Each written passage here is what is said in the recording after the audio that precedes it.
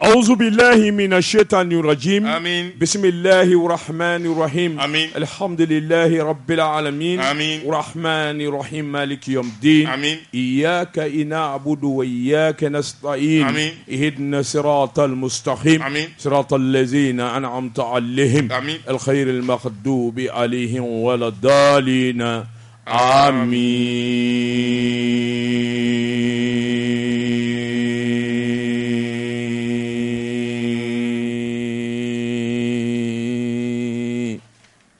Josi Sedou ne biye juma ye biye lahoroma donye wani sedi ka do ala batu ani ala nyini sarakati bo ani ki dama kashi ala la ala ma harama de da foi kama o kilingo wani sedi ka do jina ni meleke ni wurdane andara min ngama ka ala deli ka sujuru bi ala ye Josi Sedou sujuru bi ne ngofe ala ye ma donya fe ala ko de bato bi mina jona wani sedi ka do ay wa min ye sujuru bi ne ala ye o temene ngofe ka salatu da ika don ya rasulullah kira sallallahu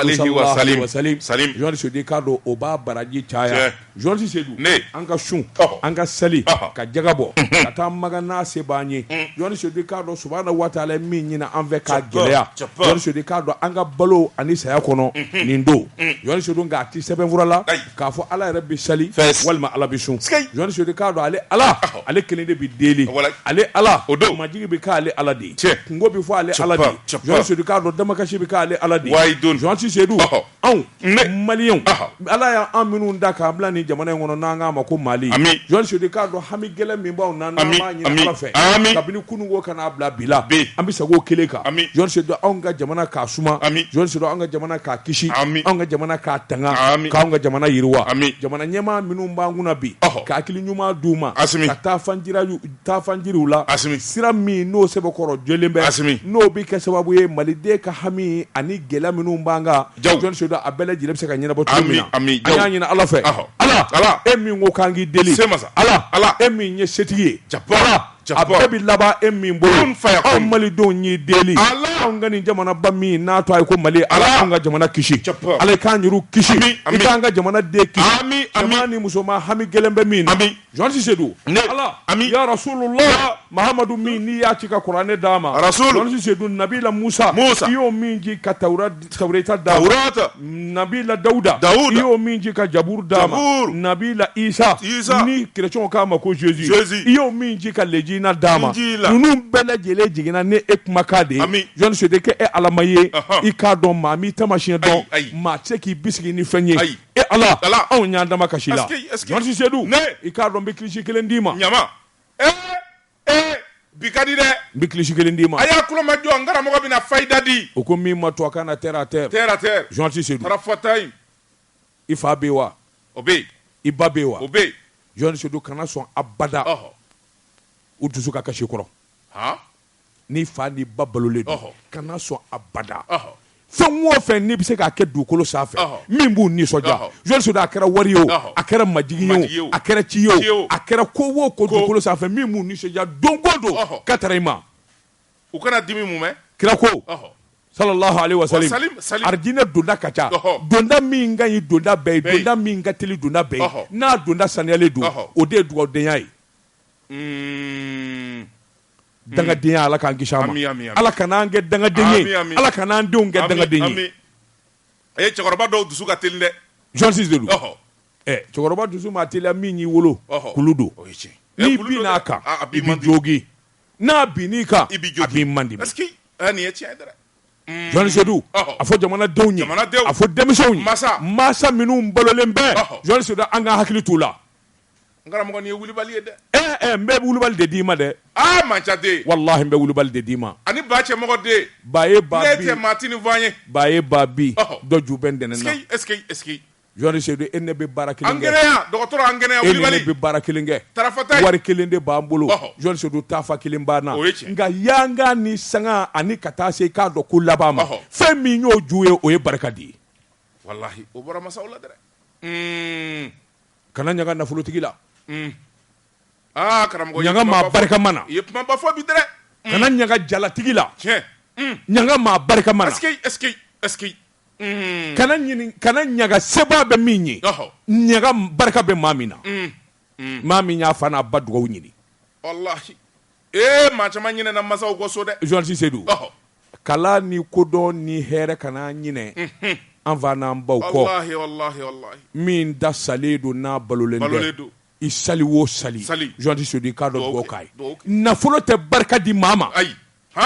nafolo tɛ barika di maa ma wari tɛ barika se maa ma hali n'a jɔyɔrɔ b'a la i hakili to i bangebaaw la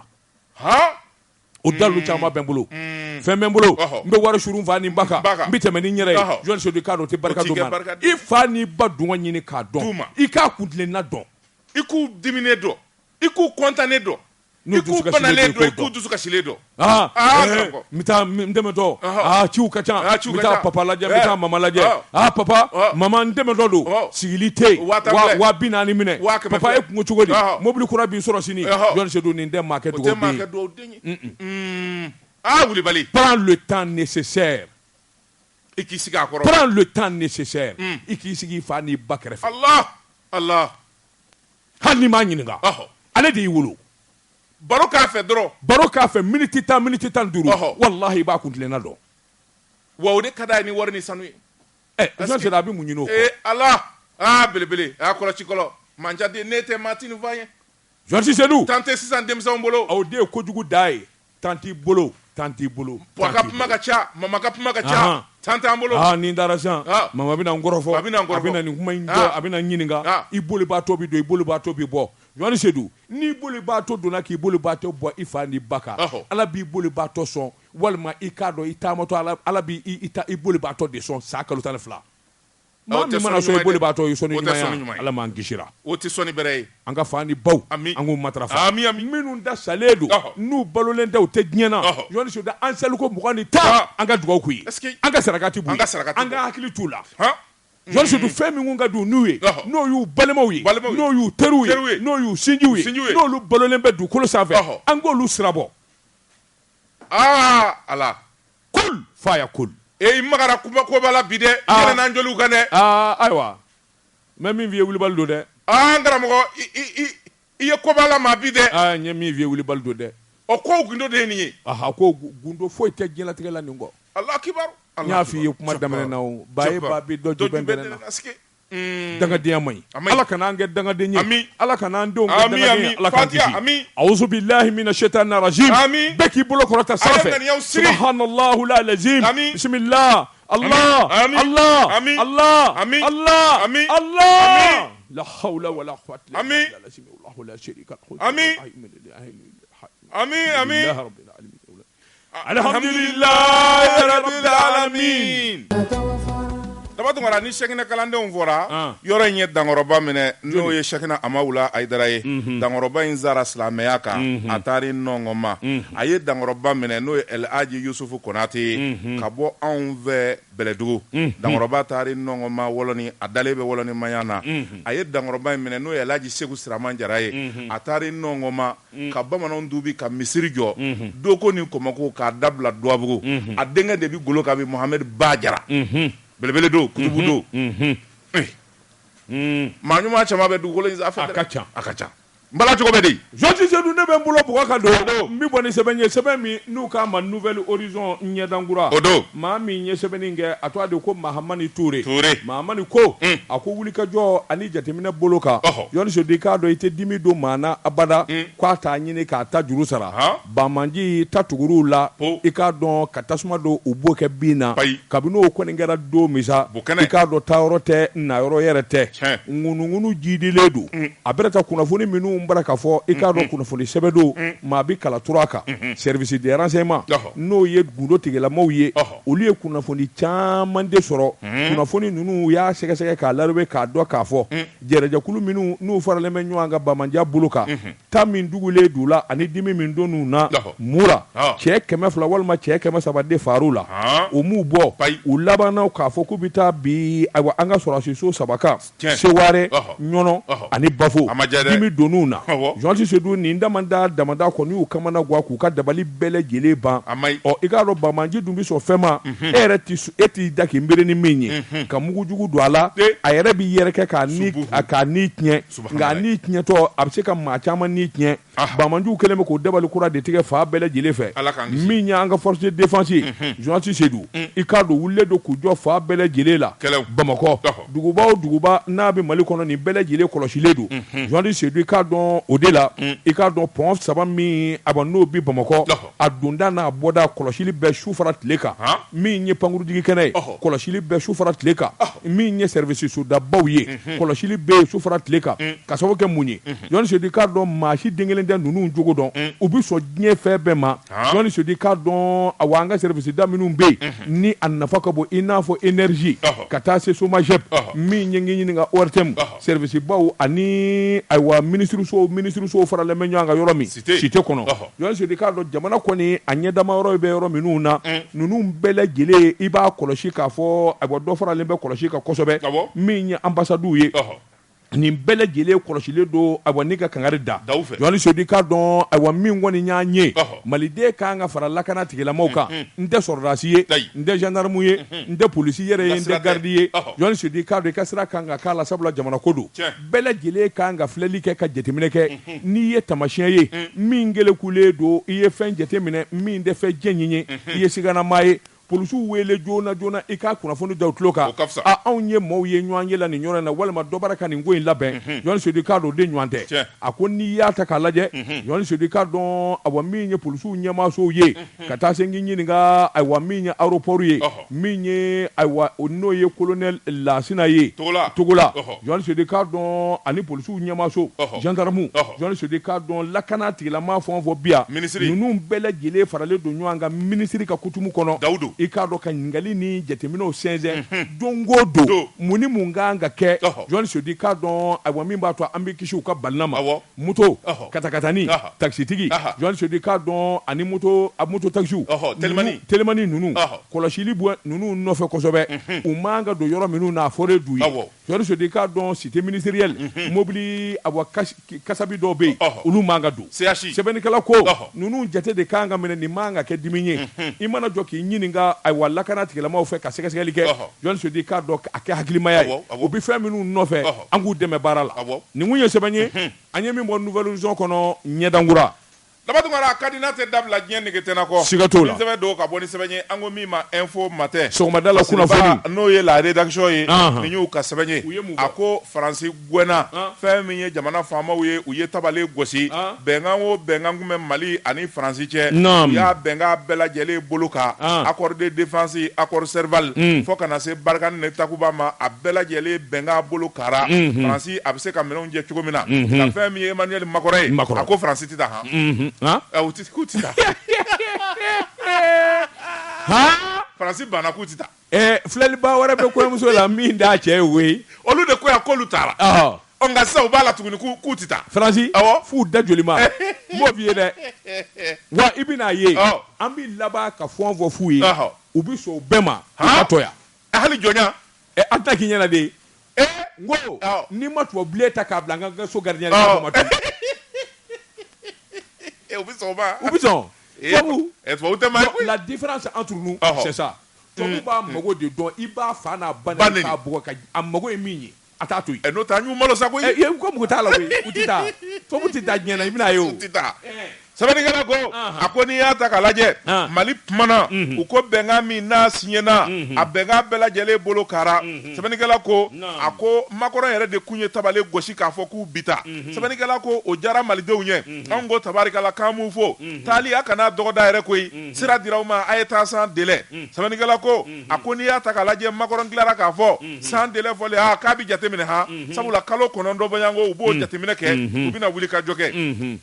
sɛbɛnnikɛla ko a ko fɛn min ye o taali kuma ye o bɛ fɔ waati min na Macron yɛrɛ ye kɛlɛbolo dɔw wuli a ka journal ani kunnafonidi sira dɔw bɛ yen u ko fɛn min ye Mali kɔrɔ yan fan fɛ k'olu ye terroriste dɔw faga o tuma k'olu bɛna kalo 9 de kɛ k'u labɛn terroriste kama ko ka terroriste faga ko ka u ɲɛsin o ma kosɛbɛ bilen wa an y'u fa k'u ban o a ka ɲi ten k'olu bɛ kɛ gardien ye dɛ sɛbɛnnikɛla ko a ko fɛn min kɔni ye korokara baara min ni faransi b'a la dɔwɛrɛ tɛ taali ko t'u kɔnɔ sabula dɔgɔkun furancɛ in na kibaruya dɔw cɛruna k'a fɔ fɛn min ye makɔrɔ ye sufɛ a ye G5 jamanakuntigiw wele u ka chef d'état-major k'a f'u ye k'u ka ɲɔgɔn ye u ka kɛlɛbolo dɔ sigi a lajɛ nin sen ni faransi bɛna farafinna dɛmɛ kɔnɔna jɛlen ɲɛna saheli jamanaw kɔnɔ u mago bɛ wari min na ani minɛn min na k'u k'o fɔ k'u bɛna dɛmɛ kɛ sɛbɛnnikɛla ko Mali ɲininkale Mali ko ayi an t'o fɛ an t'a la awɔ an tɛ a y'a ka ko dilan dɛ sɛbɛnnikɛla ko faransi bɛ yɛrɛma su la a ko n'i y'a ta k'a lajɛ sorasi 2,500 san caman faransi y'o ka anw ka jamana kan taama minɛ sisimabɔ u ye wuli ka jɔ kɛ a bi kalo 6 bɔ u k'u ka taali u bɛna daminɛ base min n'u y'olu bila Mali ye armée y'olu minɛ ka wuli ka jɔ ka kɛlɛw hali maajugu minnu n'u y'olu ci kana sufɛ Mali armée ye tigɛ don bɛɛ lajɛlen la jolikɛnɛ ni bokɛnɛ yɛrɛla fa bɛɛ lajɛlen sabula fɛn min ye Asimi Goyita ka armée colonel Sadio Kamara ka armée olu kɛlen bɛ ka danganiya ni fɛɛrɛ bɛɛ lajɛlen kɛ u bi se sɔrɔ cogo min sɛbɛnnikɛla ko min dar'o kan o kɛra Gosi ye faransi yɛrɛ y'a dɔn n taatɔ de filɛ ka bɔ Gosi n bi taa nka man di ɲɛ o tuma n'a ma ɲɛ ko n bi taa taabatɔ ti ko ɲuman kɛ faransi kɔni taara maliden dɔw fa k'olu don dingɛ na a yɛrɛ labanna k'o filmer ko a bi nkalon da Mali ni Russie la sɛbɛnnikɛla ko faransi bolo taara bɔrɔ kɔnɔ caw ko in gɛnna k'a jɔ faransi la u malo la dɛrɛ sɛbɛnnikɛla ko a ko faransi malo la walasa u ka toya u ka toli ya walasa k'o sinsin fɛn min ye bamaji jugu ye u y'olu labɛn u ye maramafɛn di dɔw ma Niger Burkina k'a f'u ka labɛn kɛ u ka attaque kɛ Mondoro zone des 3 frontières in na u tor'o labɛn de la dugu min bɛ n'o ye Yirimɛ ye a renseignement olu sina ka b'u kɔfɛ ten n'u ko giriw la hawla wala quwwata illa billah lazim bamajiw yɛrɛ kɛra u yɛrɛkɛlen cɛ ni cɛ waman k'u kunkolo tɔtɔ ka maa caman bɛ k'o nikɛnɛ karaba dɔrɔni min kun dilen b'u ma faransi fɛ k'a f'u ka kɛlɛ kɛ n'o ye dɔrɔni minɛn'u na u ye dɔrɔni minɛ u la ka na n'a ye Sevare iye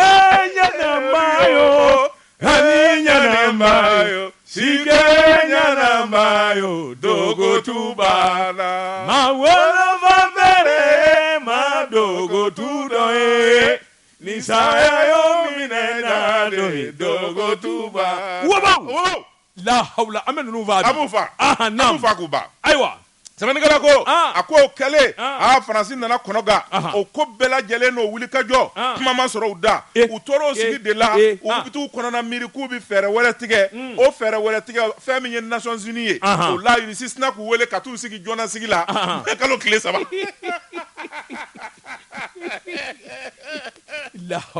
u sigila e ko kelen kɔlɔsi yan Rusiw ka masakɛ in a t'i yɛlɛ Poutine a taamatɔ i b'a ko robo wa Asimi Goyita b'o cogo Asimi de bɛ ten Asimi fana b'o cogo ndeku jajala kuma mana fɔ a t'i yɛlɛ a nisɔn man di a ti kuma wa u b'u bolo fini fana cogo min bolo bɛɛ bɛ fini fana jangaliw kɛlɛ la u bɛɛ taama cogo ye kelen ils sont cousins Asimi mianga de yo Poutine bɔra Kucala de miyangaw tɛ di u bɛɛ bɛ fa kelen sɛbɛnnikɛla ko a k'u selen Nations Unies na fɛn min kɔni ye Russie ye a taara faransi sigi jɔna sigi la Nations Unies jamanaw o tuma faransi bɛ min na Mali la espionnage ka fɛn min ye Mali janfa ka Mali filmer ka drone bila Mali kunna ka taa avion pan Mali ka espace aérien kunna k'a sɔrɔ u ma jɛn n'a ye a y'a jira Nations Unies jamanakuntigiw la yala faransi bɛ nin min kɛ loi dɔ bɛ Nations Unies na yan min b'o yamaruya wa u k'a loi tɛ yen o tuma fɛn min ye faransi ye gɔngɔli de sigira Emmanuel Macron kun ye ka kangari gɛlɛn da ye n'a yɛra kolokala la Mali sanni dugujɛ tuguni ni min y'a sɔrɔ a y'o ɲini sɛbɛnnikɛla ko a kun ye nkalon min tigɛ k'a fɔ Gosi su denkɛ min yɛrɛ ye n'o ye Charnier ye k'a fɔ Wagner nin b'o la o ko yɛrɛ o filimu o video tun bɛ Rusiw bolo u taara o video jeu faransi yɛrɛ de y'a filmer wa faransi bolo de minɛna bɔrɔ la yala Rusi bɛ nin na wa sɛbɛnnikɛla ko a ko tiɲɛ bɛɛ lajɛlen dara kɛnɛ kan o tuma Emmanuel Macron a maloyalen bɛ ɲɔgɔn kɔ se bɛɛ lajɛlen de banna ye o tuma fɛn min ye wulikajɔ ni cɛsiriw ye olu bɛ senna Mali armée n'o ye colonel Sadio Kamara ka cɛdenw ye u bɛ wulikajɔ ni cɛsiri la su fara tile kan u bɛ dɔ fara u fanga kan sabula minɛnkura camanbaden de fana commandelen bɛ minnu kɔni bɛna jigin Mali dugukolo ka canjalaw sɛbɛnnikɛla ko a ko nin bɛna kɛ sababu ye fɛn min ye faransi ye a taalen kɔfɛ k'a nɔ fura ka bɔ yen passe u ye yɔrɔ o yɔrɔ bila Mali kɛlen bɛ k'a bɛɛ lajɛlen minɛ sɛbɛnnikɛla ko Faransi jigi banna sabula u bɛ taa kuma fɔ yɔrɔ min k'u bɛ Mali janfa Nations Unies na Mali tɛ se ka janfa tuguni sabu Rusiw ani Chinois olu kɔsɛmɛnen bɛ Mali la hali Mura ko kuma min n'u y'a fɔ k'a fɔ civils fara Mura k'olu bɛna ko ɲɛɲini nin bɛɛ lajɛlen kuma fɔra Nations Unies na Faransi ko nin bolo bɔra a bɛɛ lajɛlen wo fɛ kunnafoni filɛ nin ye an ye min salo ka bɔ Info Matin kɔnɔ a ka bi bɔli la Jean Seydou marafa dilanba o kan ka sa ci cogo la Jean Seydou k'a dɔn n bɛ bɔ ni sɛbɛn ye sɛbɛn min n'u k'a ma la révélation ko dogolen k'u da kɛnɛ kan a boli ko 588 maa min ye sɛbɛnni in kɛ a tɔgɔ de ko Masasi n'a y'i diya a fɔ ko Kulubali Diko Jean Seydou a ko an ka taa hôpital du Mali la hôpital du Mali i k'a dɔn dɔgɔtɔrɔso dagabana min sanga a n'a to a dama kun a to a duma o kun sɛbɛn kɔrɔ fɔra Jean Seydou i k'a dɔn bi jiginna bade bɛ awa hôpital du Mali la bolofara min bɛ yen n'u k'a ma ko pédiatrie Jean Seydou i k'a dɔn makari ko i ni den ɲɛnama bi don ni Ala ma jan kɛ i n'a su bi bɔ Jean Seydou i k'a dɔn hôpital du Mali pédiatrie a bilama kɔni kɛ bɛ maafa gende de ye sɛbɛnnikɛla ko o ma sɔrɔ dɔwɛrɛ fɛ Jean Seydou i k'a dɔn a bɔ ɲɛmaa dɔ kɔni bɛ yen o mugu tɛ ko la Jean Seydou a dabɔ ka kunna Jean Seydou i k'a dɔn a tɛ kuma maa fɛ a jamanen don Jean Seydou i k'a dɔn ale kɔni a kuntilenna ye min ye n'i ma t'o fɛ bɛɛ Jean Seydou i k'a dɔn i ta fila ani tila sɛbɛnnikɛla ko professeur M. Kane a tɔ de y'o ye Jean Seydou i k'a dɔn nin kɔni kelen bɛ ka gɛlɛya min da ka banabaatɔ somɔgɔw sɛgɛrɛ ka baarakɛlaw sɛgɛrɛ Jean Seydou i k'a dɔn dabalibanko i b'a fɔ ko dɔgɔtɔrɔ yɛrɛ tɛ a bɛrɛ ta Jean Seydou i k'a dɔn a bɛ si so min kɔnɔ o yɛrɛ bɛ kuru belebeleba in de kɔnɔ faso ka so de don Jean Seydou i k'a dɔn i b'a wele banabaatɔ gɛlɛya kunna a sɛgɛ a tɛ kuma a ka telefɔni yɛrɛ tɛ taa bada Jean Seydou sɛbɛnnikɛla ko ngana ma mandi fo ko bilen don sabula directeur général kɔrɔ min kun bɛ yen Ousmane Atayer Diko est-ce que mɔgɔw bara k'a dama kasi bi kosɛbɛ ka nin don yen Jean Seydou hôpital du Mali a tilennen kun don yen ko règle ka sababu kɛ wulikajɔ ni jateminɛw banabaatɔw ladonni k'u hinɛ minɛ Jean Seydou k'a dɔn ka wulikajɔ boloda joona o de kun ye hôpital du Mali yɛrɛ to a bɔ ka se nin yɔrɔ in ma bɛɛ maa mana wuli bɛɛ ko hôpital du Mali nka bi Jean Seydou k'a dɔn makari ko a ko professeur M. Kane Jean Seydou k'a dɔn ale de ye ɲɛmaa ye bi nin jɛn nin ka jama a n'a ka maafuya Jean Seydou a barika bonyana i jɔ dɛ n ye fimanba kolokoso dɔ ye urgence couloir kɔnɔ waati la a dabɔ ka kunna o de don wa n t'a dɔn ne t'a dɔn dɛ n di maa dɔn n'o ye y'anw da yɔrɔ ye o aw ye bakɔfɛnmaw ye aw ye bakɔfɛnmaw Ala kana barika gorokoso nana ne kɔnɔ gannen don ni n ka banabaatɔ ye a ma duman fɛnw ye o i b'a sɔrɔ ale don ko professeur M. Kane wa o bɛ siran ɲɛ dɛ Jean Seydou ayi baarakɛlaw wa Jean Seydou n'a donna baarakɛlaw bi yɛrɛ de daminɛ Jean Seydou n'a ko gardi Jean Seydou k'a dɔn ayiwa e mana n'i ka banabaatɔ ye i bɛ maa dɔ dɔn yen i taara o nɔfɛ ka na k'a fɔ ayiwa dɔgɔtɔrɔ wɛrɛ bɛ yen i b'o de wele k'a sɔrɔ ale ka maa bilalen i m'o de ta Jean Seydou k'a dɔn o tigi o e o n'Ala ma fara kan a b'a bɛɛ gɛn sɛbɛnnikɛla ko a ko min ye hôpital du Mali n'i y'a mɛn tubabukan na le couloir de la mort min ye ayiwa a pédiatrie denmisɛnninw bɛ furakɛ yɔrɔ min dɛ yen de ko don o kɛra subo ye o de ye pédiatrie Jean Seydou a ko ni faamaw ma wuli ka jɔ kɛ ka jateminɛ kɛ dankɔrɔba in yɛrɛ kɔni a nisɔn ka di yɔrɔ min n'a tɛ dɔgɔtɔrɔso kɔnɔ o tɛna kɛ clinique privée ye Jean Seydou k'a dɔn sabula min kɔni ne ye nin fɔ k'a fɔ Mali ɲɛmɔgɔw ye ka dɛsɛ clinique ko in kan ka dabila non a tɛ dabila c'est deux choses clinique ko tɛ dabila o c'est deux choses Jean Seydou l'État les hôpitaux du Mali, ils mettent les hôpitaux dans toutes les conditions du monde. Mina wo mina, ni jamana do mogo balo ka beta ka ta blaye. Kele. Ou ba surfacturé. Non, je viens. Comme surfacturé. Mina surfacturé ke. O de bi senabi. Asimu bi do fa o, ani sogel. Ma bi ko kabi. C'est le moment. Oui. Kele. Ka hôpital be équipé. Fila.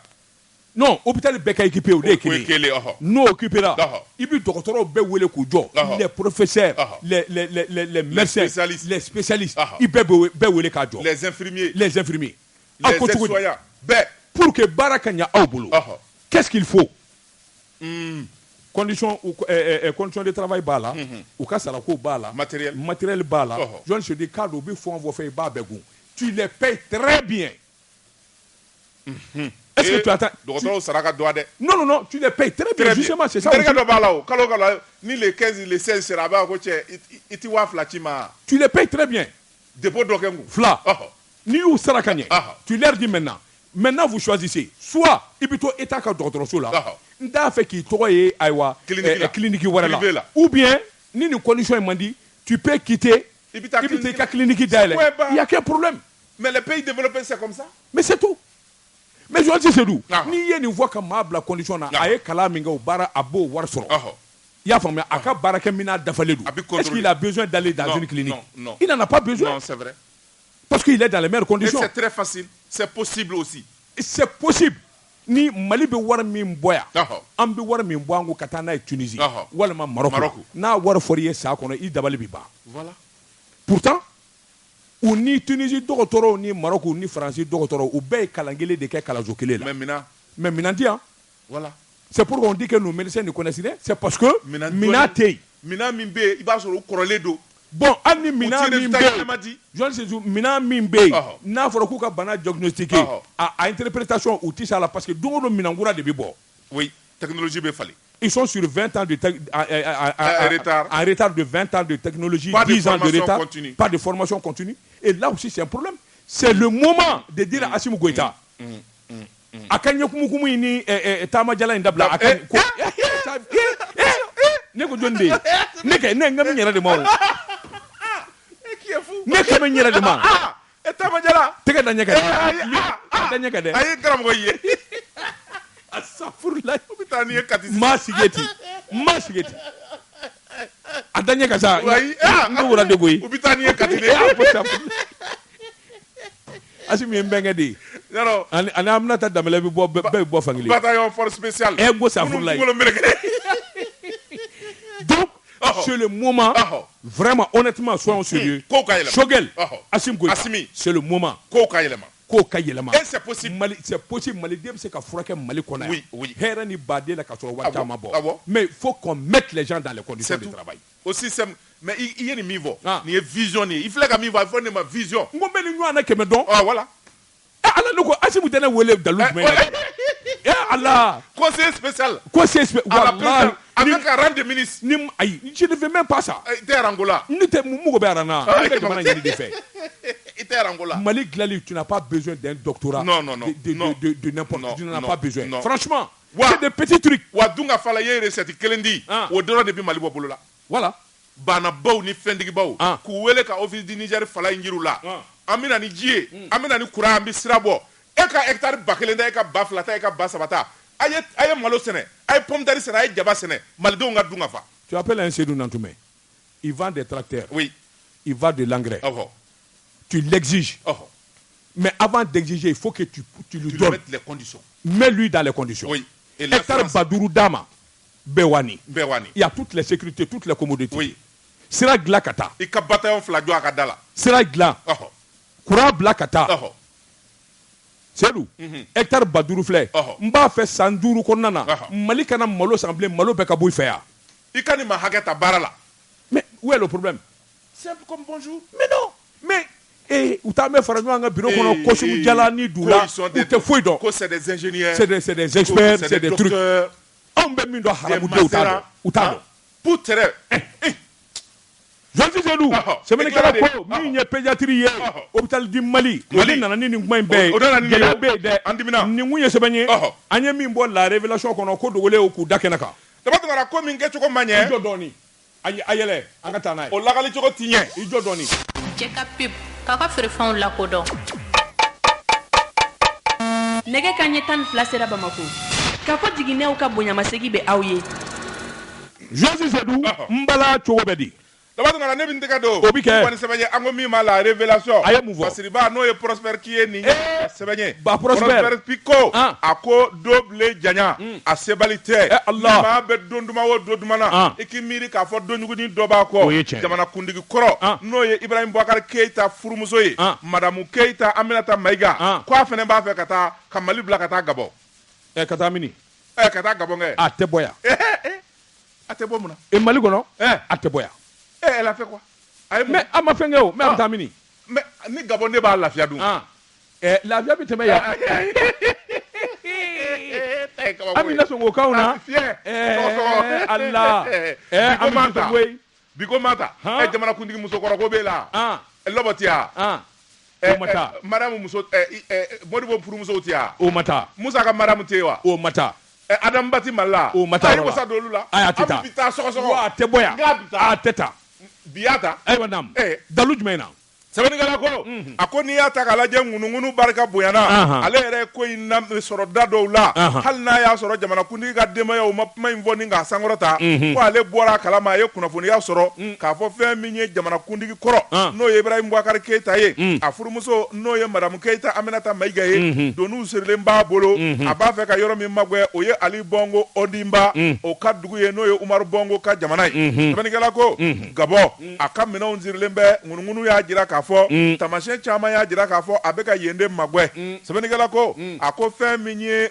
do bɛɛ lajɛlen n'a dugujɛka awɔ jamana kuntigi n'o ye Ibrahim Boubacar Keita ye mande masa don min na fanga b'a 12 la ninnu kɔni ye Mali de dɔw sagona da fɛ min ka d'u ye o bi kɛ Sebenigala ko jɔnni kun bɛ se k'a miiri a ti san 2 dama bɔ k'a fɔ fanga in bi bi ninnu yɛrɛ jamanadenw bi ɲinɛ u kɔ u yɛrɛ ja bɛna sira Mali kɔnɔ f'u bɛna boli ka taa dogoyɔrɔ ɲini Sebenigala ko a ko fɛn min ye IBK denkɛ ye n'o ye Karimu Keita ye Karimu den ye nin ko bɛɛ lajɛlen lase fa ma ani denbaya ma sabula fanga minɛ kojugu naloma ani ko dandɛmɛnko Karimu y'i sen don fɛn bɛɛ lajɛlen la haraba fa ka fanga kɔnɔna na a nana députéya ɲini o sɔrɔlen kɔfɛ a y'o kɛ birifini ye ka bɛɛ lajɛlen bolo tunɔmi ka da kɔ Assemblée nationale i jɔ John Sisedu n ye nin kuma in fɔ yan donnaba kama n bɛ segin a kan n y'a f'i ye anw di ɲinɛ députéya 2nan ɲinini n ko ni Karimu ka kegu ni fa ka kegu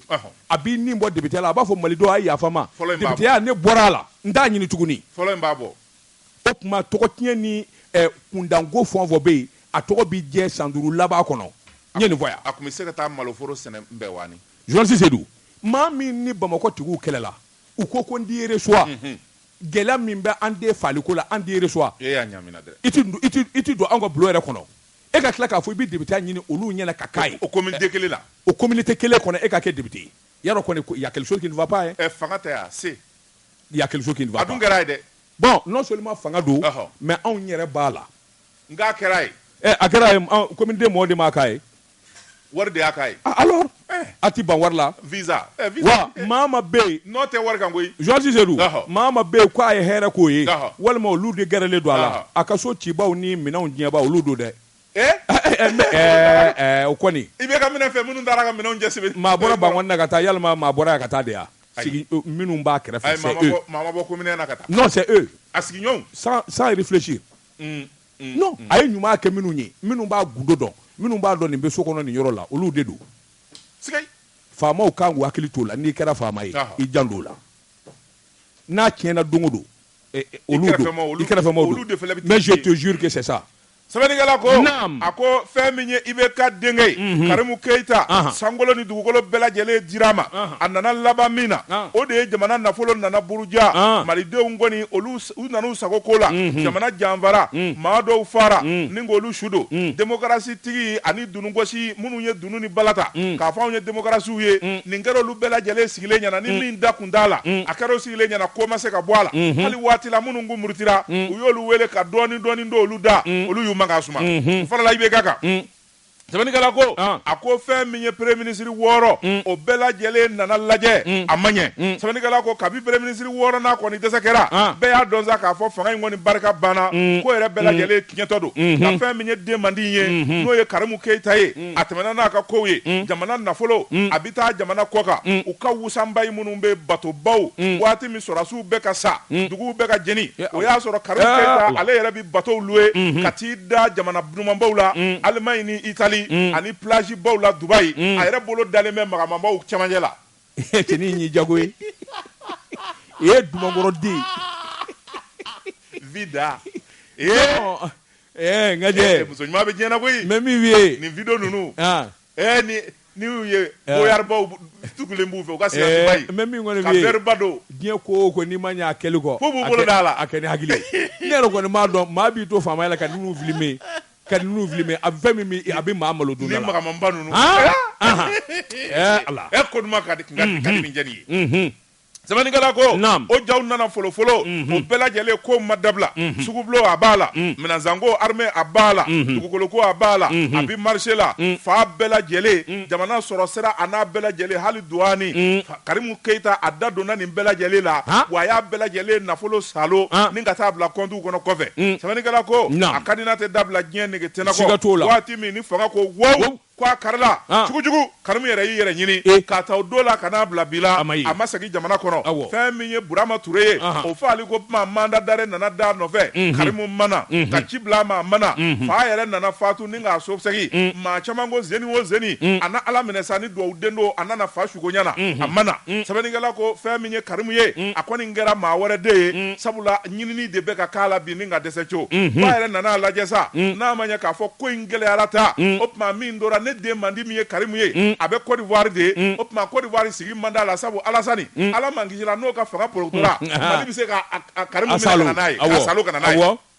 o tuma an ka jamana duman ɲini min basigilen bɛ teriya sira min tun bɛ fa ani Umaru Bongo cɛ a n'o denkɛ ni ɲɔgɔn cɛ u y'o juru de sama fɛn min ye kunnafonidilaw ye caman ko fɛn min ye ba in kɔni ye ani Karimu kɔni u bɛna t'u ka ɲaniba goro u bɛna t'u ka boli de kɛ ni ka t'u sigi Gabon jamana kan sɛbɛnnikɛla ko u tɛ taa fantanya sigi kɛ sabula seba de b'u ye nafoloba de b'u bolo so camanba de sannen b'u bolo jamana kɔfɛ nin bɛɛ lajɛlen u bɛ taa ka taa nin ja de kɛ malidenw ni ɲani malidenw ni munɛ fɛn min ye furumuso ye Madame Keita Aminata Maïga ale ka minɛn sirilen bɛ a lɛ ni a denw n'a mɔdenw sɛbɛnnikɔrɔ so in Mali k'a ta fasa ye olu taara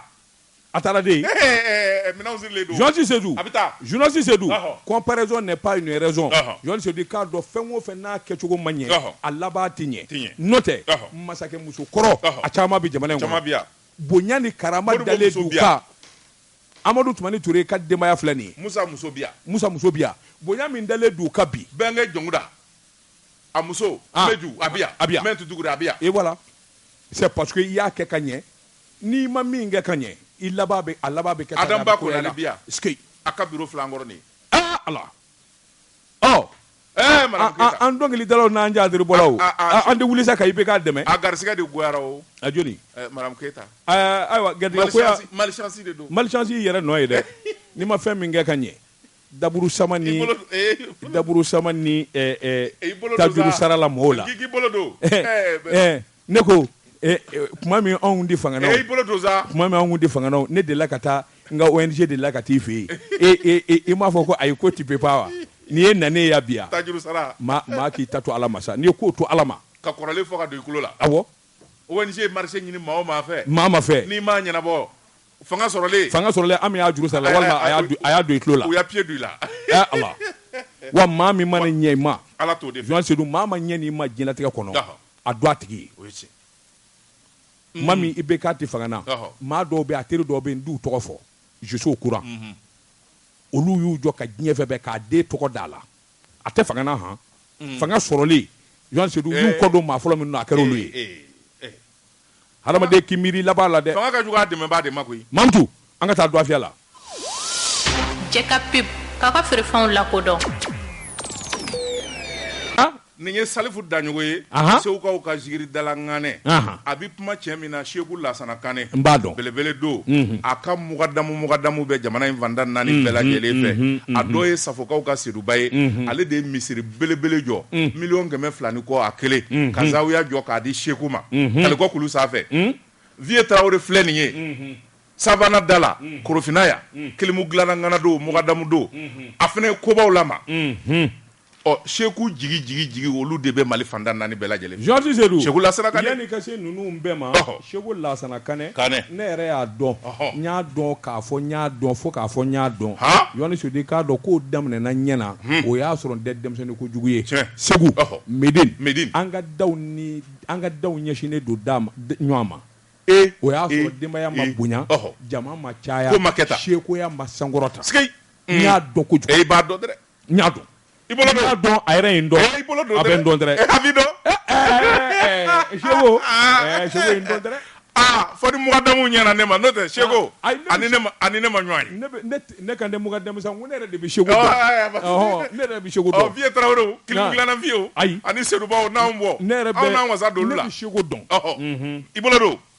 Joansi Sedou ne bɛ n bolo bugɔ ka don n bɛ bɔ ni sɛbɛn ye sɛbɛn min n'u k'a ma Nouvelle Horizon Joansi Sedou sama kunkolo a tɛ tobi daa kelen kɔnɔ Joansi Sedou k'a dɔn wulikajɔ ni cɛsiri bolo kan maa ma n'i jija diɲɛ fɛn o fɛn la don dɔ la a sara i n'o sɔrɔ Joansi Sedou k'a dɔn conseil d'administration min ye Banque Atlantique du Mali bolofara min n'a bɛ BCP la Joansi Sedou k'a dɔn u ye ɲɔgɔn ye février kalo tile 17 san 2022 a don ɲɛmaaya tun bɛ Kamal Mokodad ale de ye directeur général BCP i k'a dɔn international pour journaliste Sedou k'a dɔn a wulikajɔ ani jateminɛw bolo kan maa ka sugandi min ye Mali Banque Atlantique bolo ye maa ka ta ka kɛ directeur général ye u y'a bugɔ ka taa ka na u y'a suma ka taa ka na Joansi Sedou k'a dɔn bɛɛ lajɛlen taara bɛn a kan min n'a ka kan bi n'a minɛ kan ka sigi min kɔrɔ nin denmisɛnnin ncinin nin funakɛnin min ye Musa Touré Musa Joansi Sedou k'a dɔn a wa sifin don o de taara ni ka kɛ Banque Atlantique Mali directeur général ye Joansi Sedou k'a dɔn e b'a dɔn i y'o dɔn mini an ye journée des banques caman kɛ ɲɔgɔn fɛ c'est un cadre chevronné n'i ye question o question posé a kun banque la a sunalen b'i jaabi e ka dɔnni in ye dɔnni kura ye e tɛ jeli dɔw ne ta tɛ kura ye dɛ ne b'a dɔn depuis u ka so Bamako yan Bamako dugulenw tɛ yan Bamako dugulen den don Papu Touré badenkɛ tɛ wa Joansi Sedou ne y'a dɔn kabini ayiwa Ɲamɛ ye banque in directeur ye banque in dayɛlɛla Ɲamɛ de y'a directeur fɔlɔ ye Ɲamɛ Traoré ne y'a dɔn k'a to o kɛrɛfɛ o y'a sɔrɔ il n'a pas encore de responsabilité non e b'a dɔn ni ne kun dara n ka ci la a bɛ fɔ taa fɔ Musa ye Ɲamɛ b'a fɔ taa fɔ Musa ye ne b'a fɔ Musa n dɔgɔ wuli ka na yan n'a nana a bɛ ne ka ciw ɲɛnabɔ ne bɛ taa ça c'est fini hein il est maintenant le DG non c'est mon grand frère maintenant tu lui donnes plus d'ordre je te dis c'est mon grand frère maintenant Joansi Sedou c'est un vrai cas Musa i k'a dɔn a bɔ directeur général adjoint do don min a bɛ wele ka kɛ directeur ye min ye Habib Bledou o de kun ye directeur général ye o welela ka taa fan wɛrɛ fɛ min ye groupe in kɔnɔna ye banque yɛrɛ mumɛ bɛɛ cɛw ni muso a y'u lajɛ jɔnni bɛ se ka banque in donni ta ka da kɔ kan Joansi Sedou k'a dɔn Musa Touré sɛbɛnnikɛla ko Musa dun i k'a dɔn banque a sɔkɔnɔ ɲɛ a dɔgɔnin ɲɛ a dogodogonin don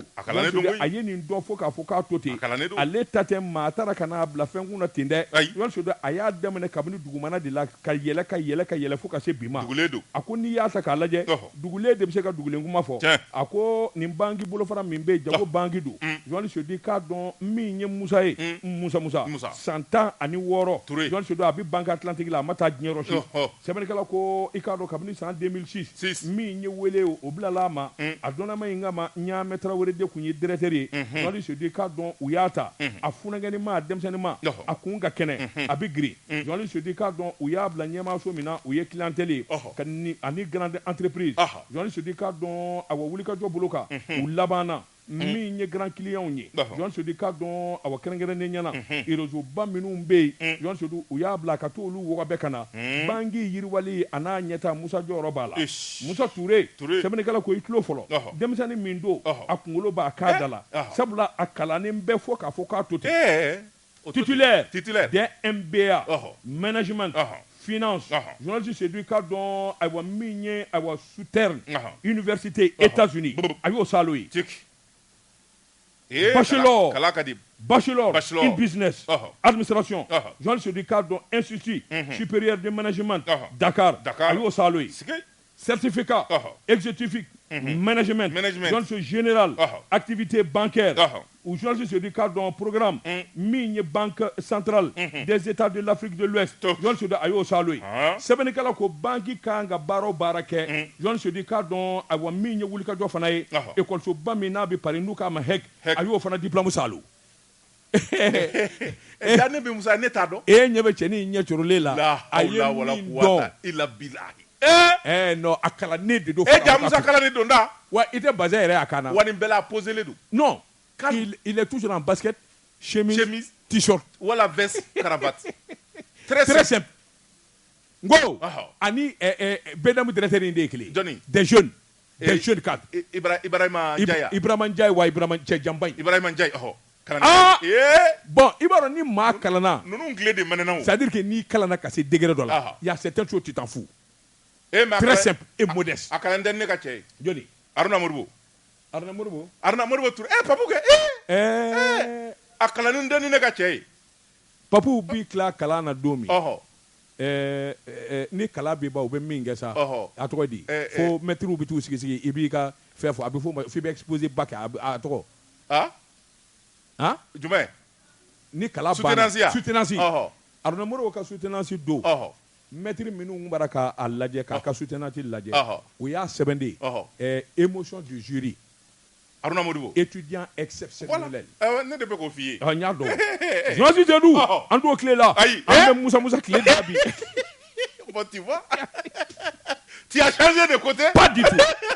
c'est une continuité mais regarde-moi ça Joasi Jadou sɛbɛnnikɛla ko a ko Nabila Musa Touré Joasi Jadou k'a dɔn wulikajɔ bolo kan ka wolo duguba kɔnɔ ka mɔ duguba kɔnɔ ka kalan kɛ voilà des jeunes Joasi Jadou k'a dɔn qui donne le bon exemple à Bamako a ko n'i y'a ta k'a lajɛ Joasi Jadou k'a dɔn banque baara maa t'a fɔ janko Banque Atlantique san 10 ani kɔ a bolo bɛ baara la nin papier in da k'a bila yen ka na danaya d'a kan kelen fila fo ka se directeur général ma Joasi Jadou a ko n'i y'a ta k'a lajɛ min ye Musa ye n'i yɛrɛ ye i b'a dɔn k'a fɔ sifin don a ka wulikajɔ ni jateminɛ a bɛ baara kɛ banque min na u bɛɛ bolofara de la u ko min ma groupe BCP Joasi Jadou k'a dɔn groupe BCP min ye jamana 16 ye farafinna jamana in kɔnɔ u bɛ yen n'i ye diɲɛ kurukara ta k'a lajɛ jamana 30 ani kɔ Joasi Jadou k'a dɔn bolomadalen don banque belebeleba don nka ninjuru fanba bɛ Maroko jamana de la Joasi Jadou k'a dɔn awɔ n'i ye hakilinaw ta k'u lajɛ min ye BCP in ye Joasi Jadou k'a dɔn kabini u jini fo kan'u kɔ bi diɲɛ banquiba Banque Atlantique u bɛ bila u da fɛ Ala Banque Atlantique Ala ne ko Umu tɛ bilen de koyi Umu taara ora banque la o Umu fana a taara min de ora banque la kɛ Isen de bɛ sa Isen Jara n b'a dɔn je viens Isen les jeunes là mais non toi là mais tu me suis mais moi je suis un produit des banques moi ne banque de bi baara kɛ c'est Isen qui est là-bas non i ka namiya baraka bonya mais tu rentres sur moi i bɛ don ka Umu Fane l'élégante là a cɛ ka y'a fiɲɛ ji b'a minɛ a nisɔn ka di a tigɛ cogo ka ɲi a kalannen don Umu n b'a fɛ k'a kɛ troisième ye a ma sɔn a kalannen don kojugu a tɛ fɛ a kalannen don a ye tubabukan dɔ fɔ ne ye a ko Daba vraiment anw kalannen don anw tɛ ka ne ko kuma i b'i yɛrɛ ye n bɛ dugawu k'a ye Ala ka cɛ d'a ma maintenant là elle a été remplacée par Hussein Jara un jeune dynamique bon vent efficace le nouveau directeur i bolo don daba tuma ne min tɛgɛ don min bɔ ni sɛbɛn ye an ko min ma indépendant fasiriba n'o ye Dawuda Sangare nin y'a ka sɛbɛn ye Dawuda Sangare ko nkalon b'a don ɲɛ a taa dugusɛjɛ ɲɛ a ko an ka taa jijeni min ye wuli kajɔ ye ani dagaba wuli kɛlen bɛɛ fɛn min ye nkalon ani namara damanda faralen bɛ ɲɔgɔn kan maa dɔw fɛ fɛn min ye kira n'o ye buguda ye diyagoya n'u ti kirangaw yɛrɛ k'u gɛn ka b'u sigiyɔrɔ la k'olu ye sigi fɛ ye k'a sɔrɔ olu yɛrɛ natɔla dɔ de ye dugukolo d'olu ma k'u sigi sɛbɛnnikɛla ko a ko fɛn min ye Dawuda Sangare a ko ale ye sɛbɛn bɛɛ lajɛlen sɔrɔ indépendant yɛrɛ la ye u ye laraweli kɛ ni ka sɛgɛsɛgɛli kɛ kiri min n'a wulila nin dugukolo ko in na min n'a bɛ Kolokani mara fɛ Jijeni fɛn min ye kiri tigilama ye ni o ye juge ye tribunal de paix à compétence étendue Kolokani ale ko fɛn min ye commission coutumière ye n'o ye laadatigiw ye u n'olu ka taa ɲɔgɔn ye u ka bɛn ko in na sabula ko in bi dilan sigikafɔ de la ani bulonkɔnɔ kuma na ayiwa sɛbɛnnikɛla ko a ko n'i y'a ta k'a lajɛ fɛn min ye nin ko in yɛrɛ ye a bɛɛ lajɛlen a ɲɛ ye min ye o dɔɔnin bɛɛ sabula buguda dɔ de bɛ u ko min ma kira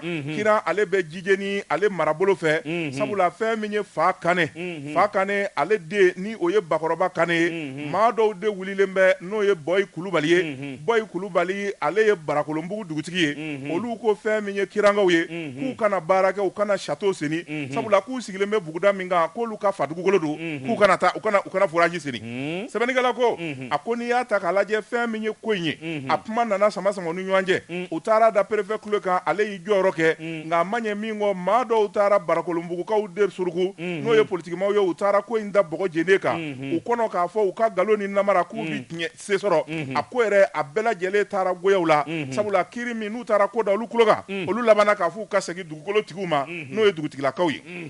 Tamanikala ko a ko n'i y'a ta k'a lajɛ dugutigilaka minnu n'olu ko bi fɔ o tɛ maa wɛrɛ ye o ye tawu tomo maaw ye sabula olu de ye dugukolotigi ye barakolonbugu min bɛ fɔ barakolonbugu min n'a bɛ fɔ barakolonbugu ale yɛrɛ maa dɔw de ye dugukolo d'u ma u k'u sigi u ɲinɛ n'o kɔ n'o ye tawukaw ye o tuma tawukaw ɲininkana aw bɛɛ lajɛlen de ye dugukolotigi ye jɔnni de ni dugukolotigiya ka kan o dugutigi ko nɔgɔ t'a la olu ti janfa kɛ sabula maa minnu bɛ yen n'olu bɛ k'a baara k'a la bi olu y'a di olu fa de ma k'a f'u ka sigi san 59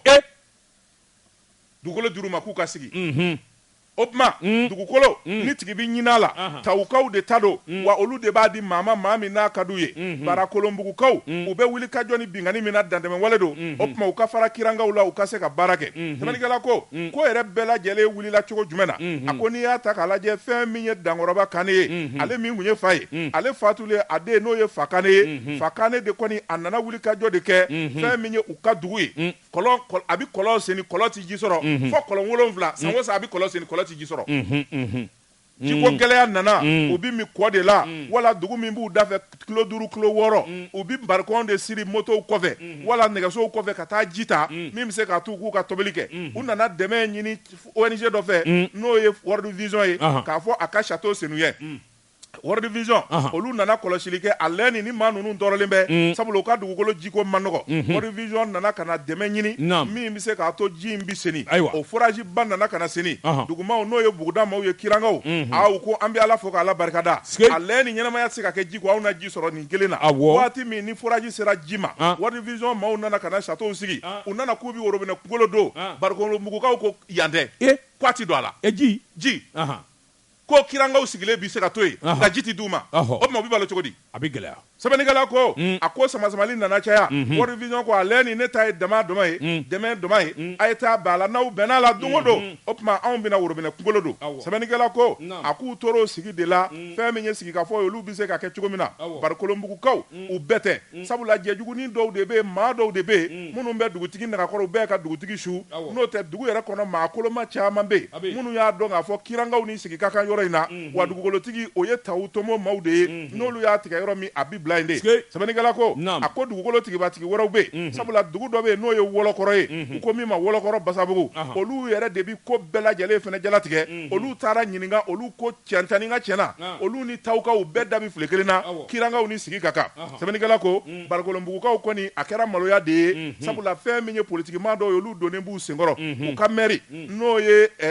Jijeni mairie ye wulikajɔw di kuma caman fɔlen bɛ k'a fɔ fɛn min ye maire kɔni ye a sen bɛ ko in na ko maire de ye janfa kɛbaa ye sɛbɛnnikɛla n'o ye Dawuda Sangare a ko ale ye kirangaw ɲininka ani tawukaw ɲininka u k'o kuma bin nkalon o sini nkalon maire nɔ t'a la maire ka foyi t'a la sabula fɛn min ye kiran buguda ye u kɛlen ka jiko laɲini kɛ diyagoya maire kɔni ka baara de ye ka sɛbɛn tɛgɛnɔ bila k'a fɔ projet taabolo ka ɲi jiko kɔni tɛ kojugu ye maire ni a ka deuxième adjoint y'o baara minnu kɛ a ka troisième adjoint y'o baara minnu kɛ o de kɛlen bɛ sababu ye fɛn min kɔni ye mangoya ye k'o ta ka Dɔfin Kulubali sɛgɛrɛ a n'a ka troisième adjoint sɛbɛnnikɛla ko a ko fɛn min ye kiiri tigilamaw ye ko in faamuya u y'a dɔn k'a fɔ tiɲɛ tɛ barikolonbugukaw fɛ o tuma fɛn min ye dugukolotigiw ye u ka segin o ma n'o ye towukaw ye ani fɛn min ye Wɔlɔkɔrɔ Basabugu ye min bɛ se k'a to bɛɛ ka na wa kirangaw k'u tɛ kɛlɛ la u tɛ dɔwɛrɛ la min bɛ se k'a to bɛɛ ka na olu ka sigi a lɛn n'u ka ji sɔrɔ u ka lafiya u b'o dɔrɔn de kɔ kunnafoni filɛ nin ye an ye min salo ka bɔ indépendant kɔnɔ a ka bi bɔli la Georges Seydou ne bɛ n bolo bugɔ ka don n bɛ bɔ ni sɛbɛn ye sɛbɛn min n'u k'a ma aujourd'hui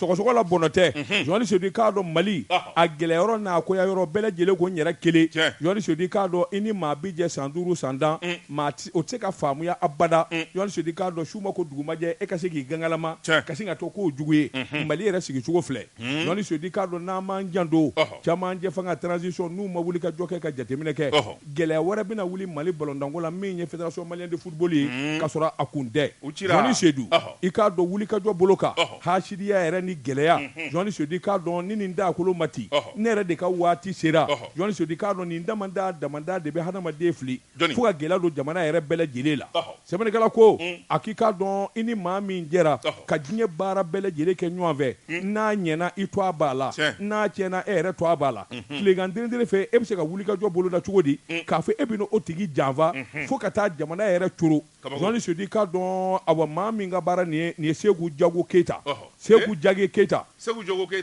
allez de l'eau. Jean Sedou Cardo, deuxième vice-président. Fédération malienne de football. Ini Bavier Djera. Aye Dien Febe Kenyonve. En demandant na Douma. Koto, Mine Bavier Ye. Akamanda toi de Sangile. Jean Sedou Cardo Haraba. Icardo Kasinga Wulite quoi les démissionnaires. Amada Omade. Kaletrike. Jean Sedou Konyechi. Abo Icardo Fédération FIFA. Nama Wulika Joke. Mali Bolondango. Bavier Ye se do Febe de la Kabetien. Nama Wulika Joke. Bavier Desera. Nama wulika joke piri leli parala jonti sedu sebene kala ko eni che min jera e de aka dangay ne ma se ka wulika joke ka keleke fédération kono e ma se ka yele malika kono fo atwa e sangelenye ke goya ere boloka e bisingi sama ka boala te ka o ima dawma ka lettre ni nyama ya de kadi i korotokun i korotokun de jumay fédération toi tienku ngalo dagu Bavier la jonti se sebene kala ko ni ko ta ka laje fo imam mali geleya ni ngo damanda ko Seku Jogo Keita yon se Ricardo Dusumango tifa togoni na yani to suma cha obi wuli akomi nye Bavier ye yon se Ricardo fédération malienne geleya min gera ni mali kono ni ballon dango ina ni fédération ko ina ala ni papu sababu Arnaud Moribo c'est grâce à lui fédération manga bana kasi ka élection ke président kasi c'est pourquoi j'ai dit que la transition a besoin de papou des cadres comme ça, il ne faut pas les oublier. Je te dis, hein. Je te dis, hein. Georges Zedou. Non. Papou, c'est mon intime ami. Moussa Touré, c'est notre petit frère. Androni de do fakile pakile ngika musa tureta ne bi paputa Jean Sedou sebene kala ko akoni ngana mu nunu abi munde nye Jean Sedou Cardo Mali Bolonda baraka yere nyini Mali Bolonda kamana gwanedu Jean Sedou Cardo andawo takubula Icardo kamana gwa Icardo ani hakili bailema ambiti Jean Sedou yani bela jele ka faranyo anga ko nyanyini be ko nga joro nyini be ko nga ke president nyi Bavier du na furada ma fédération président la aye wuli John di Chesiri Minge. Yelema minu nduna nuko Bavier de bebi doa. Bavier nana ma kubuta de. Fédération de bebi kubuta. Anga élimination ka telesisa de. Fédération de bebi kubuta. Aïe. Bavier kon di Bolonta. Mais non, c'est le Bolonta on debe Bolonta ka kubuta. C'est vrai. Mais on n'a jamais eu de joueurs minu be kubuta ma.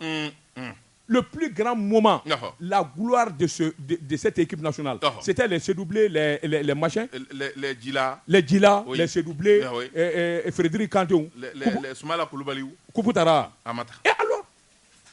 alors? Amata. Amata. Njefi nous mana kata. Ati nye foi ko. Joansi Sedou. Mali Bolonda nyeni. Fengili. Faut ballon ma minu nye dirigeant nye. Faut bête de hakilna ka kekele ka fara nyanga bo dunde be gela c'est ça le problème mais ne bi nyebe solution mina o katela be ma ti bolondana yi isenga bo fédération fumana o fana bi nye o te Sedou Keita nunu doke wala jilan doke fédération président non olu te Mali domblé o bina do non olu te Mali domblé mais o bi bolona kon do Georges Sedou gela mi nye o de nywan do atien ani ngalo Jogo Keita ka lettre sebe ko ci FIFA ma Georges Sedou ikado ala kangishi ni fédération ni FIFA na fédération suspense ça gela wore mana sikatala gela mana o yani fara ɲɔgɔn kana élection wɛrɛ ka kɛ dɔ kata o bɛ taa k'a dama mankan ye Mamadou Touré n'u k'a ma Bavier dun na furadama yɛlɛma dama min don fédération ko la hali gɛlɛya bɛ yen dɛ Jean Sedou a ma fɔ ko gɛlɛya tɛ yen dɛ nka a ye yɛlɛma min don a la a ye ɲɛnabɔli min kɛ Jean Sedou i k'a dɔn a b'i ni ka san dan bɔ fédération ma deli ka ni ɲɔgɔnna ko ɲɛnabɔ nka nkalon n'a namara i kɛrɛfɛ maa damanda i ni minnu jɛra baara la olu de bɛ wuli ka jɔ boloda nin ko in kɛra nin bi ta e yɛrɛ dun n'a jɛra san 4 tu étais deuxième vice-président. Où ça n'en défla la nia? Où y a donné ça oui. Bon, et du bois là, c'est comme ennemi amène barena. Wati sele. Ne fallait ne ka boy ko fait ça kata et tokotien. C'est normal? C'est pas normal. Ni mouye sebanye, anya mimbo aujourd'hui kono akabi bolla. Dama tungana ne binte kado ni boni sebenye ango mima la providentielle parce que ba no e Cléopas Tienu ye ni ya ka sebenye Cléopas Tienu ko akadina te dabla nyen negetena ko yakulu jugu ani dugukulu ndara kila munu ndara bi Africa Blue ka kogo ka karika bi anachi uda iba fo goyo sabula Ismaël Sidibé den jaminjai kamel ngoro sarama selei ati baga mama ngani chewo che koni nyela na sega itafla ni cheteke anwana kala jelite Bongadedo abika chemi na utede utede Bongadedo tapumade nga na ko abika lege n'a ko a bɛ kɛlɛ kɛ a jokɛlɛ n'a y'o sɔrɔ sɛbɛnnikɛla ko a ko n'i hakili b'a la fɛn min kɔni ye Afrika Blue ka kuru min filɛ nin ye Kati sira la maa dɔw de nana ko gɔlɔsi b'u bolo haraba fɛn min ye Dirisa Jara tɔgɔ dɔ ye ani Baba Seydou Tarawele olu sina ka na ten agence immobilière dɔ tɔgɔ la gɔlɔsi b'u bolo IC bilalen b'u ɲɛ Maître Lazare Meme Kone fɛn min ye Afrika Blue kogo ye ka na mansin don a la n'u ko kiriw u y'a bi duguma k'a kari Sidibe bɛ na waati min na mun de kɛra u sina ka gɔlɔsi jira ten gɔlɔsi bɛ anw bolo sabula fɛn min ye kiri dɔ ye o kɛra Bakɔrɔba Ɲare ale ni Adama Zantigi Tarawele ni ɲɔgɔn cɛ hectare 60 Baɲango o yɔrɔ in kɔni o bɛ Sikɔrɔni o tuma fɛn min ye o yɔrɔ in ye an nan'o ci a ko yan de ye Sikɔrɔni ye wa ko yan ye Tanamara de ye ngɛrɛngɛrɛ maa kɔni i ye nin ye sabu u bɛ tɛmɛ kuru in na don o don u b'a fɛ k'a dun quoi u b'a dun de u taara gɔlɔsilankolon de labɛn sɛbɛnnikɛla ko a ko yɔrɔnin bɛɛ fɛn min ye Afrika Blue Sidibe ye a ye wuli ka jɔ kɛ ka sariyatigiw sɛgɛrɛ sabula ni ko y'i sɔrɔ jamana kɔnɔ maa yɛrɛ tɛ se k'i yɛrɛ kungo dilan sariya de bɛ ko in bɛɛ lajɛlen lajɛ a taara i ta da bɔgɔ jenne kan sɛbɛnnikɛla ko a ko n'i y'a ta k'a lajɛ maa minnu ye baara in kɛ sariyatigiw nana ka n'u wele ni k'u lamɛn Dirisa Jara Baba di Seydou Tarawele o yɔrɔnin bɛɛ lajɛlen n'i y'a mɛn tubabukan na poursuivi o de ye ɲangini dar'u nɔfɛ sabula u bɛna Afrika Blue Sidibe kan cakɛda min n'a bɛ baara kɛ yɔrɔ in na nin yɛrɛ hectare 1 Baɲango u ni dalen bɛ o de kan k'a sɔrɔ titre foncier yɛrɛ b'a la a bɛ san caman bɔ jamana yɛrɛ de ye titre foncier di Afrika Blue Sidibe ma don min a bɛna Afrika Blue sigi cakɛda min bɛ yen n'o ye Afrika Blue Network ye o tɔgɔ la lettre minnu kɛra sababu ye ni ka titre foncier di a bɛ san 2008 a bɛɛ lajɛlen jɛlen bɛ sɛbɛnnikɛla ko a ko n'i y'a ta k'a lajɛ fɛn min ye Afrika Blue ye sariyatigiw y'a jira k'a fɔ bin kɛra Sidibe kan o tuma n'a ma ɲɛ k'a fɔ bin kɛra Afrika Blue Sidibe kan kiri de bi tigɛ sa maa minnu bɛ n'u ye wale in kɛ u bilara sariyatigiw ka bolo kan yanni kiri tigɛli don cɛ sɛbɛnnikɛla ko a ko Kati tribunal de grande instance ale ko bɛɛ lajɛlen de b'o bolo kɔrɔ sabula maa minnu bɛ n'u ye wale in kɛ u ka baara tɛ dɔwɛrɛ ye n'u ye kɛnɛba ye gɔlɔsilankolon dɔw de bɛ yen u bɛ t'o ɲini n'u y'o sɔrɔ dɔrɔn o tuma u bɛ n'u kɛ ka yɔrɔ kan k'i gɛn ka bɔ yen u b'a kɛ cɛ min na o tɛ Sidibe ye ale kɔnɔ ko Sidibe ye burusi kɔnɔmaa nalen de yan Bamakɔden don a y'i fu ka sa i bɛ Sidibe ja de bɛ se ka bɔgɔ ten u ma minɛ wa u minɛna payi u ko bɛ Sidibe ja bɔgɔ de Sidibe a tɛ kuma o Sidibe ja bɔgɔ a kumalen ka sin ka gɔlɔsi yiro Sidibe la i y'a ye a kalannen don a bɛ ko dɔn sɛbɛnnikɛla ko a na cuda i b'a fɔ gɔyɔ sabula fɛn min ye kiiri tigɛlamaw ye ko dalen b'u ɲɛkɔrɔ u bɛɛ lajɛlen ye ɲɔgɔn sɔrɔ bɔgɔ jenne kan kunnafoni filɛ nin ye an ye min bɔ le providentiel kɔnɔ a ka bi bɔli la Joël Cissé dun bɛ bɔ ni sɛbɛn ye waati dafara u ko sɛbɛn min ma aujourd'hui Joël Cissé k'a dɔn ŋana Mamadi Fokobilen don an ka kɔrɔlen maana Joël Cissé k'a dɔn segukaw fɛ yen maa 100 toi 100 de bɔra Joël Cissé k'a dɔn kɔsa in na awa minnu kɔni ye san 100 laban in Segu i k'a dɔn k'a don bala ni ka Segu to a bɔ sɛbɛnnikɛla a y'i wakili don cɛ min na bi o ye Bahamadu Simaga ye hali n'a ka can Joël Cissé k'a dɔn Bahamadu Simaga Ala k'a hinɛ a ko nin jɔkɔrɔba in Joël Cissé a ka ɲɛnamaya kɔnɔ a ye wulikajɔ ani cɛsiri min kɛ Joël Cissé k'a dɔn hali sini segukaw b'a nafa kɔnɔ a ko Bahamadu i k'a dɔn ayiwa min ye baaraw daminɛ kabini a funankɛni ma a n'a kɔrɔkɛ min ye karamɔgɔ Simaga ye olu de jɛlen kun don baara la Ala nana karamɔgɔ min ji doya Joël Cissé k'a dɔn san 1935 sɛbɛnnikɛla ko i k'a dɔn Bahamadu a denmisɛnnin ma a nana wulikajɔ boloda wulikajɔ minnu n'o bɛ kɛ sababu ye i k'a dɔn cɛkɛdaw ka jede a yɛrɛ damata cɛkɛda nana sigi sen kan Joël Cissé k'a dɔn wulikajɔ bolo kan a hakilija bolo kan Joël Cissé k'a dɔn hali n'o y'a sɔrɔ a ka kalan kun danna sira la min ye awa baara kɔnɔna ye a tora k'i yɛrɛ kala Joël Cissé ka to k'i yɛrɛ kala fo kana dɔnniyaba sɔrɔ a ko n'i y'a ta k'a lajɛ min ye forobamugu yɛrɛ a ka wuli tɛ wula Joël Cissé k'a dɔn ka nafolo caya tɔgɔ ka jede transport Simaga san 1968 o don sira manja Mali kɔnɔ goudron manja Joël Cissé k'a dɔn Bahamadu i k'a dɔn kunkolo gɛlɛya yɛrɛ ni hakilija bolo kan Joël Cissé k'a dɔn mobiliw nana baara daminɛ o ma mɛn o ma yɛlɛma goudron laban nana da kelen kelen fila fila Joël Cissé k'a dɔn ayiwa min ye Somatara ye Joël Cissé k'a dɔn ko nin baaraw nana boloda Mali kɔnɔ jɔnni bɛ yen min ma nin dɔw mɛn Joël Cissé k'a dɔn Bahamadu Simaga a ma don ma les établissements Amadou Simaga Joël Cissé k'a dɔn a nana wulikajɔ boloda ka bolo maana bɔ san 1971 journaliste Zedou Massey Ferguson parking SDMO journaliste de ka don aba groupe électrogène ani minan wɛrɛ min ye mobile Renault journaliste Zedou kana o kɛ représentant ye fo san 1977 journaliste de a nana wulikajɔ boloda wulikajɔ minnu nana kɛ sababu ye ayiwa société de transport olu barika nana bonya n'o ye Somatara ye journaliste de ka dɔn ka laban ni kana balanza fana k'u sigi sen kan sɛbɛnnikɛla ko maa min b'a dahirimɛ sɔrɔ nin jɛgɛdɔn na a ka ca maa 1000 ye Bamadu Simaka journaliste de ka dɔn wulikajɔ bolo ka diɲɛmaaya dɔ a ye sabula Faransi y'a wele k'a tanu Angleterre y'a wele k'a tanu ka sɛbɛn d'a ma Mali faama ma tɛmɛ journaliste de min m'a wele ka i k'a dɔn k'a tanu sɛbɛnnikɛla ko kuma lasurunya bolo kan kɔsa in na yan'a ka faatu a nana jɛkulu dɔ sigi sen kan o ko min ma ko Segulɛ min ye Sɛnɛgalakaw awɔ Segulɛ kɔni o y'ale de ye ale don dɛrɛ journaliste Zedou wulikajɔ ni jateminɛ nin jɔkɔrɔba in a timina ka di journaliste de k'a dɔn Bahamadu Kɔni Zara nka min y'a denw ye olu balolen don denmuso kelen bɛ yen journaliste de k'a dɔn o ye Bahamadu ka dulokiba dɔn a kan na Gaku kɔni a denmuso in jɛgɛ in koyi ne ko fa de b'i la wa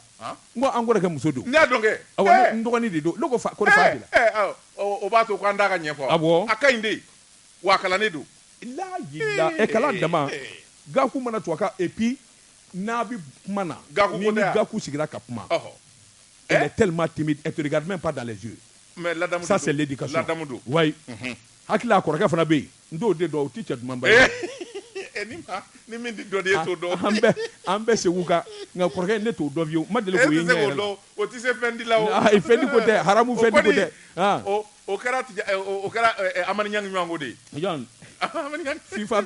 FIFA président a tɛ se ka maa sɔn a kɔni bɛ to aw ka duman f'i ye a bɛ baro duman kɛ aw ka teriya bɛ ja nka ka fɛn d'i ma a tɛ se o la ne kɔrɔkɛ don ale ni Tijani tɛ kelen a bɛ fɛn di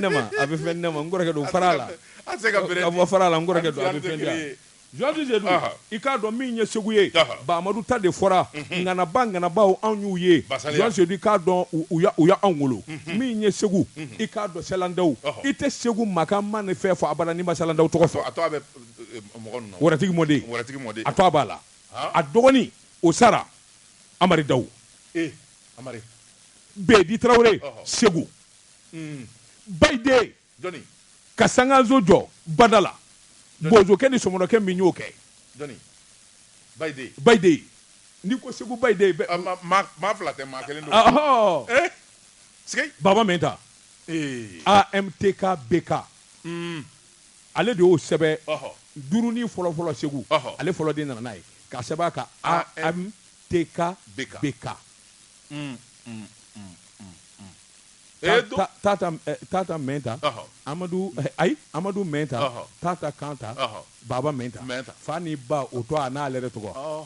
AM o ye Amadu Mɛnta TK Tata Kanta o y'a ba ye BK Baba Mɛnta dɔwɛrɛ waritigi dɔ fana tun bɛ yen karamɔgɔ Kanɛ dɔ tun b'a kun waritigi kun don Segu bon cɛkɔrɔbaw la bi Segu waritigi Segu Segu waritigiw bi la ma waritigiw bɛ dɛ attention Zɔgɔfinakaw ka yaya Zɔgɔfina yaya Bogu wɛrɛ Dugure burusukɔnɔmaw den nana Dafɛlamaw den nana se ka kɛ waritigi je te dis i bɛ nin fɔ an ka waritigiw ma non c'est-à-dire ce que je te dis là n b'a dɔn de i b'a dɔn dɔgɔcila ninnu bɛ dɔgɔci o sandiya la nin yɔrɔ in na o damanda de nana kɛ wari ninnu ye garibu ye olu waritigi damadɔ de bon anw t'olu dɔn olu tɛ se ka maa sɔrɔ olu tɛ se ka fɛn di bon an t'u dɔn maa ye lɔgɔ ci ka fɛn sɔrɔ o tɛ se ka jeli sɔrɔ anw bɛ maa minnu dɔn n filɛ ka maa damadɔ min f'i ye a tɔ bɛɛ hakili bɛ bɔ journaliste de k'a dɔn ninnu kun ye Segu waritigiw fɔlɔ ye kabini indépendance taara fo ka s'u sali ma u bɛ hinɛ u bɛ maanifin ladon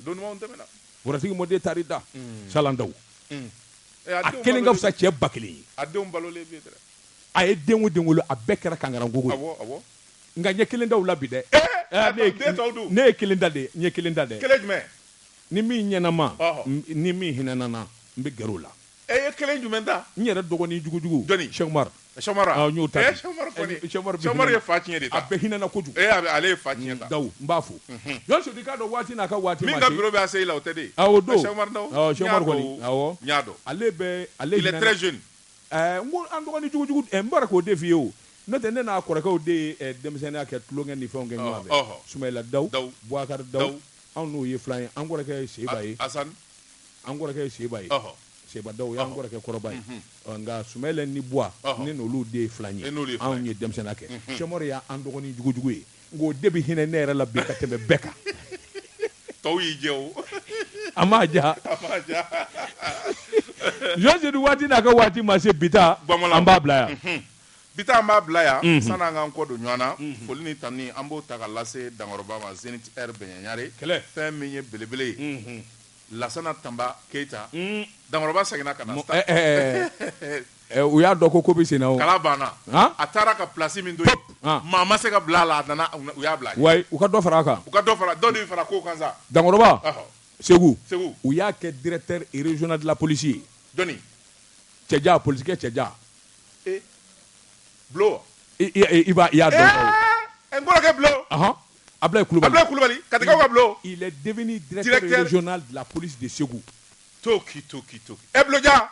a bɔra aéroport la min kɔ ko non taa Segu jamana na k'a daminɛ Segu ka taa gosi fo Jeguani wɛrɛ la a bɛɛ y'a kelen da ye a bɛ yen bila ara ye karisa sisan Buloja la hawla i tilala n tilara kɛ Jɔnsedu k'a dɔn an tɛ dɔwɛrɛ da nin ka waati kurunna min ye an balima bɔbɔw ye olu ka jɛmukan donna a kɔnɔ dɔɔni an bɛ yafa ɲini k'u fɛ n'olu wulila tuma min ye ayiwa Amɛri Jakite i k'a dɔn ale ni Moriw bɛ ɲɔgɔn i k'a dɔn ale ni Moriw bɛ ɲɔgɔn i k'a dɔn ale ni Moriw bɛ ɲɔgɔn i k'a dɔn ale ni Moriw bɛ ɲɔgɔn i k'a dɔn ale ni Moriw bɛ ɲɔgɔn i k'a dɔn ale